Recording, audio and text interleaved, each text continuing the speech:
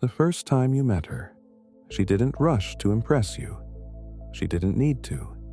There was something about her presence, calm, confident, magnetic in a way that felt effortless. The room could have been full, yet somehow she made you feel like you were the only one there. Her eyes held a quiet intensity, the kind that studies without staring. Her smile, soft, almost shy, carried a warmth that felt personal. You didn't know it yet, but in that very first moment, she had already found the rhythm of your attention.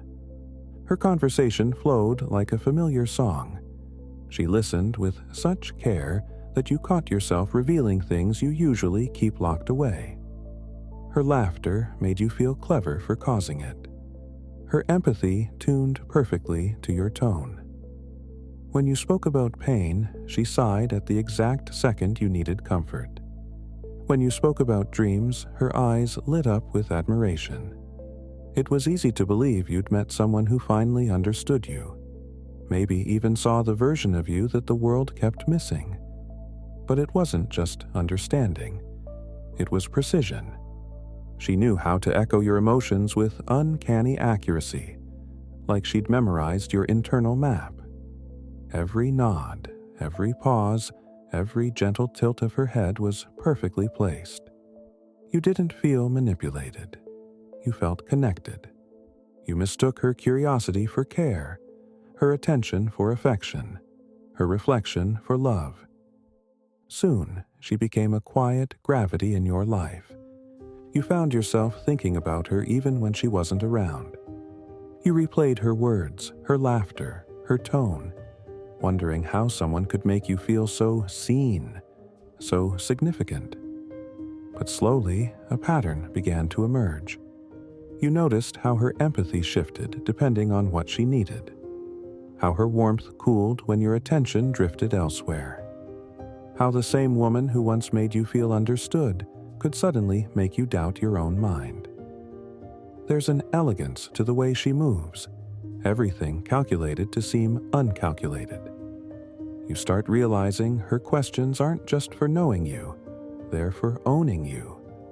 She learns what soothes you, what excites you, what wounds you, and she uses it all with the same effortless grace that first drew you in.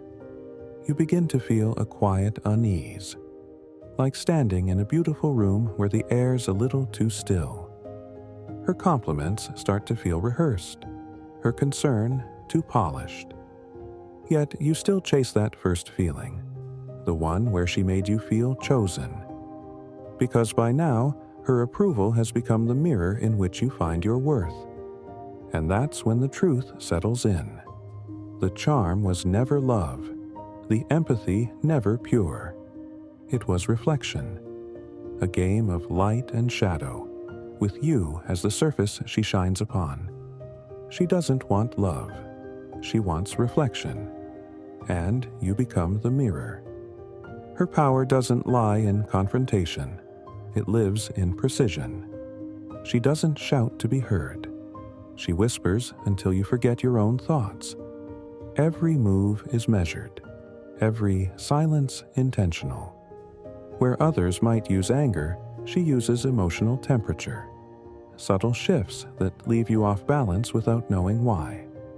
She learns you quietly, watches what makes your eyes light up, what makes your voice tremble. She studies your pauses, your tone, your hesitations, not out of empathy, but for ammunition. She knows when to praise you, and when to withhold it just long enough for you to chase it. Her compliments come wrapped in warmth, but carry an aftertaste. You're amazing when you're not overthinking. The words flatter, yet bruise. You smile, unaware you've just been taught which parts of you are acceptable and which must be tamed. When she mirrors, it feels like fate. She reflects your energy, your humor, your rhythm, until you're no longer sure where she ends and you begin. You think it's connection, but it's choreography.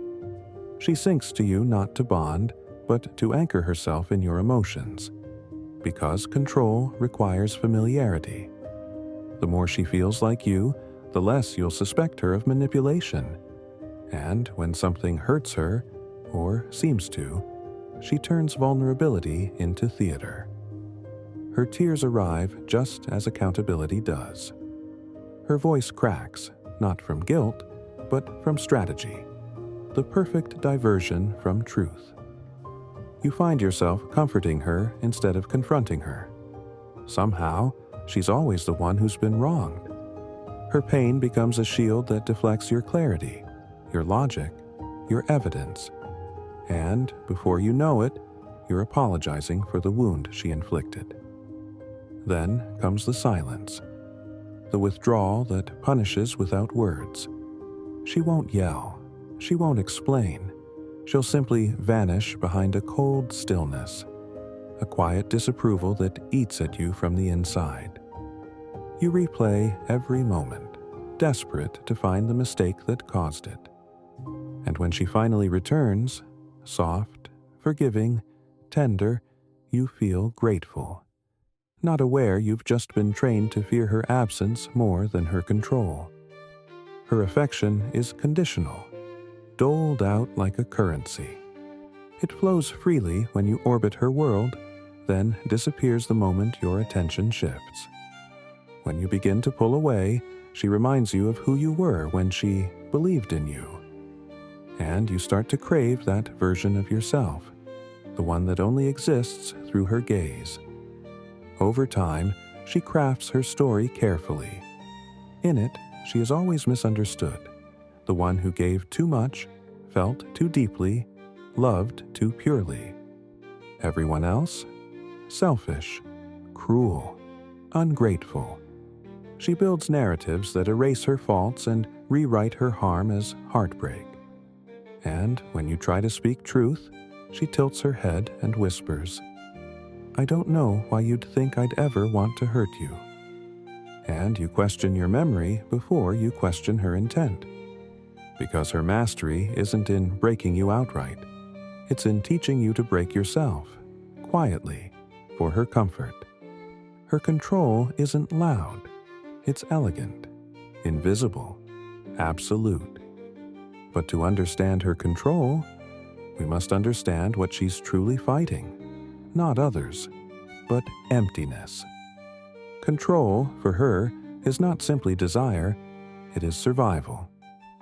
Beneath the surface of her charm lies a trembling instinct, a need to exist through the eyes of others. Nietzsche called it the will to power, the primal drive not just to live, but to assert one's existence against the chaos of the world. For her, admiration becomes oxygen.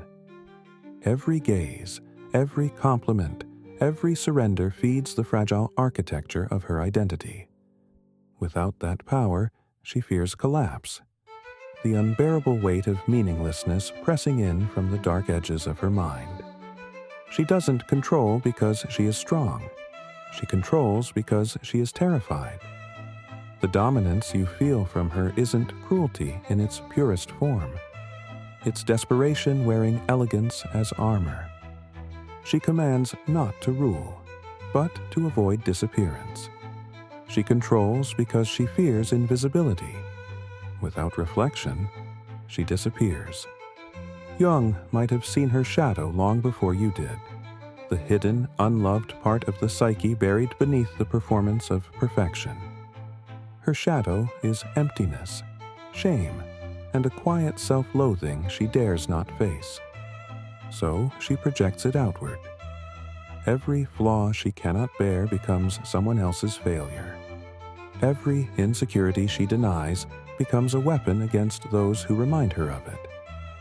The more she rejects her own darkness, the more she needs someone to carry it for her. And that someone, inevitably, becomes you. To her, love is not a meeting of souls. It's a transaction of reflection. Like Sartre's vision of existence, she lives in the gaze of the other. You are not a person to her, not entirely. You are the mirror confirming she is real. The moment you look away, doubt seeps in. she begins to unravel. That's why her affection feels conditional, because it is. It exists only as long as your admiration keeps her reflection intact.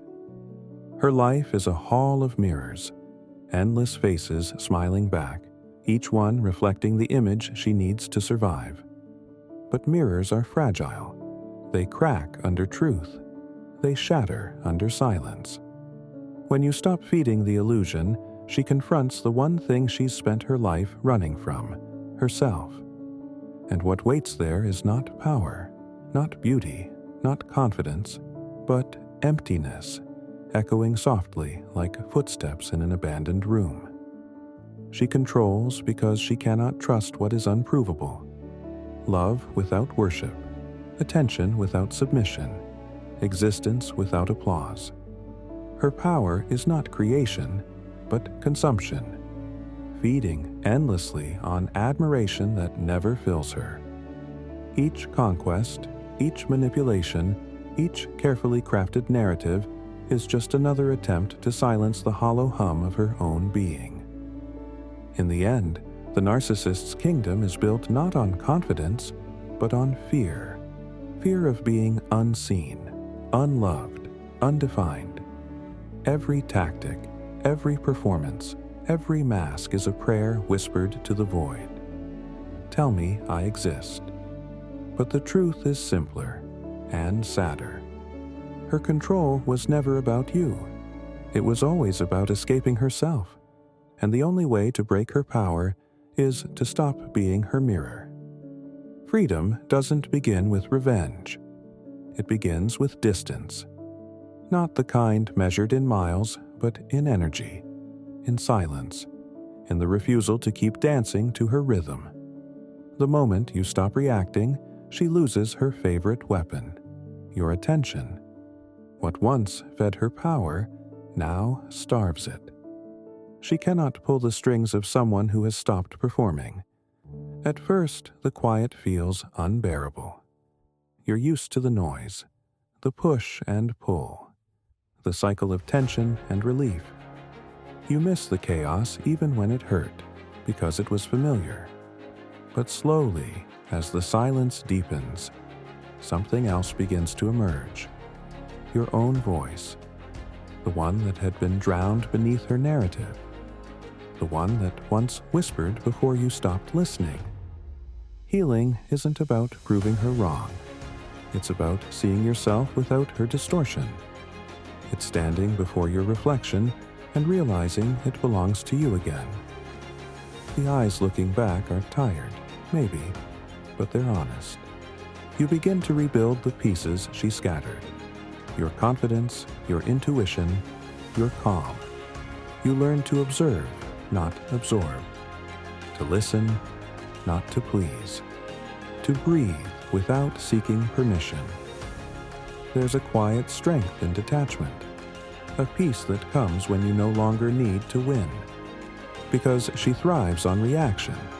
Anger, love, guilt, attention. It all tastes the same to her. When you stop feeding it, she fades into irrelevance. The performance collapses without an audience. And in that stillness, you remember what freedom feels like. Not triumphant, but steady, grounded, yours. Indifference becomes your liberation. You don't win by outsmarting her. You win by not playing. Her entire world depends on engagement, on the gravity of your emotions. But when you no longer revolve around her orbit, she has nothing left to control.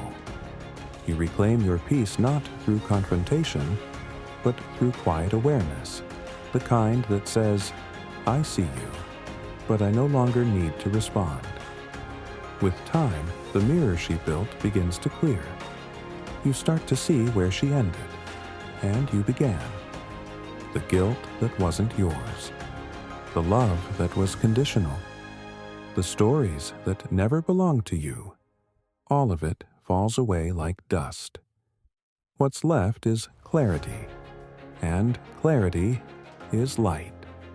You learn to rebuild silence into strength, to find calm in your own company, to look inward without fear. Healing doesn't mean forgetting her. It means understanding why you were drawn to her and forgiving yourself for it. Because the truth is, you were never weak for falling under her spell. You were open. You were hopeful. You were human. And that is nothing to be ashamed of. Now you are awake. And that is where freedom begins. Subscribe to Beyond Persona Lab, where we uncover the hidden psychology of love, power, and the human soul.